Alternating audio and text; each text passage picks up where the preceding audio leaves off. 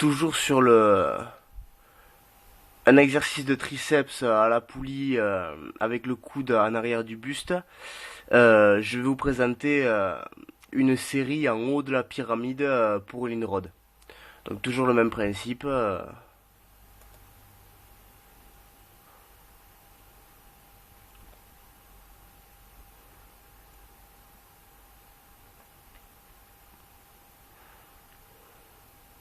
Quand on veut.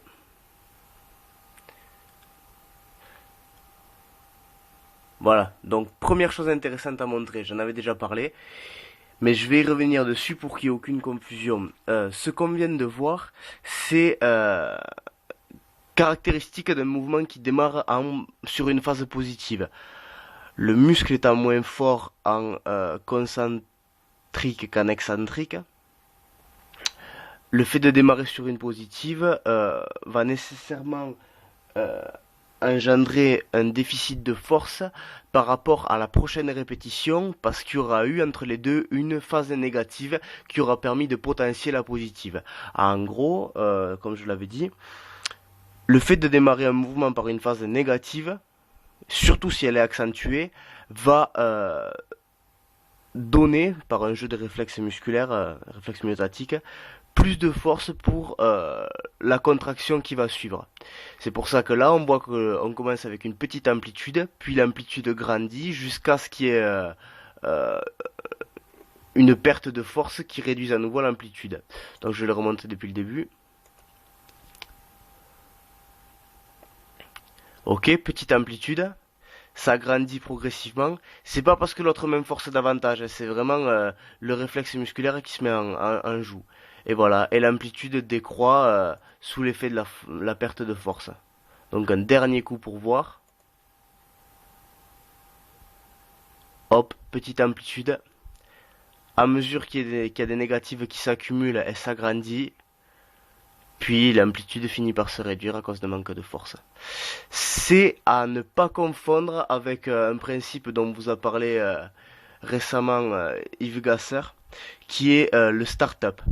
Le start-up, c'est pas, même si c'est assez proche et qu'il peut y avoir des confusions, ce n'est pas un problème de réflexe musculaire parce que le mouvement débute par une positive. Le problème du start-up, c'est que souvent, alors souvent, parce que je l'ai remarqué en général autour de moi, mais les gens ont souvent, soit ils ne s'en rendent pas compte, soit ils ont une sorte de honte, alors que c'est complètement stupide de le reconnaître. Mais en général, lorsqu'on attaque sur un mouvement qui est quand même lourd entre guillemets, on a du mal sur la première répétition. Mais c'est pas parce que le mouvement ne débute pas en lui-même sur une phase négative. Euh, c'est parce qu'il y a un problème, c'est un problème nerveux, un problème de déficience nerveuse qui fait que bon, on a besoin en gros d'un petit coup de starter comme la bagnole qui est froide pour se chauffer et pouvoir continuer le reste de la série tout seul. Donc à l'inverse de ce problème que je viens de vous présenter de réflexe musculaire qui n'arrive que sur des mouvements qui démarrent avec une phase positive et qui se résout de lui-même lorsqu'on fait les négatives qui suivent, surtout si elles sont accentuées. Le principe de start-up n'intervient pas sur des mouvements qui démarrent nécessairement sur une phase positive. Ça peut aussi le faire sur un mouvement qui débute sur une phase négative, comme un développé couché ou des tractions si on saute pour faciliter la première phase concentrique et laisser l'excentrique et continuer la série, etc. C'est la grosse différence entre les deux. Je sais pas si j'ai été clair, mais bon, il pourra toujours y avoir des questions.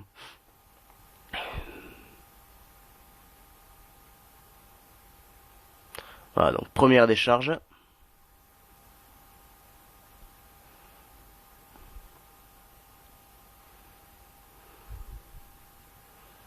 Même principe, hein, on voit que l'amplitude grandit petit à petit, même si forcément ça reste plus court du fait de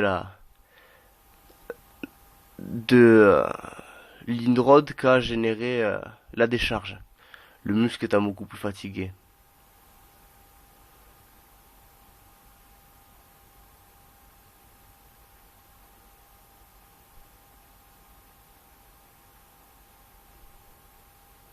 Voilà, c'est la deuxième décharge. Le but c'est pas de décharger pour que ce soit trop facile et chercher une brûlure avec une amplitude complète. Non, non, c'est pas ça. Le principe, et c'est pour ça qu'il y a souvent des contradictions et que les gens comprennent pas pourquoi je fais des amplitudes partielles comme ça, c'est que là je viens d'enlever de l'élastique pour continuer un peu. L'objectif, c'est vraiment que le mouvement soit le plus difficile possible. Et si c'est pour faire 60 répétitions parce qu'on a mis trop léger, qu'on fait des amplitudes complètes et qu'on veut finir en partiel, on va jamais y arriver, quoi. Donc il faut vraiment rester sur un mouvement qui est difficile du début à la fin et qui cogne, quoi.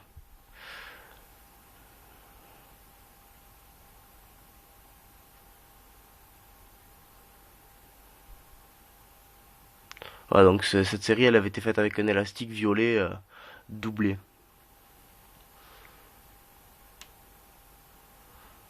Pour ceux qui connaissaient les élastiques.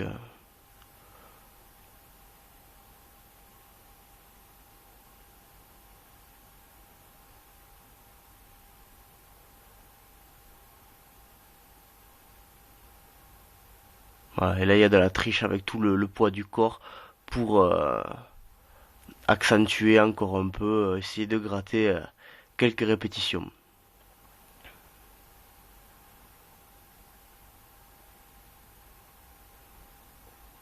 Voilà.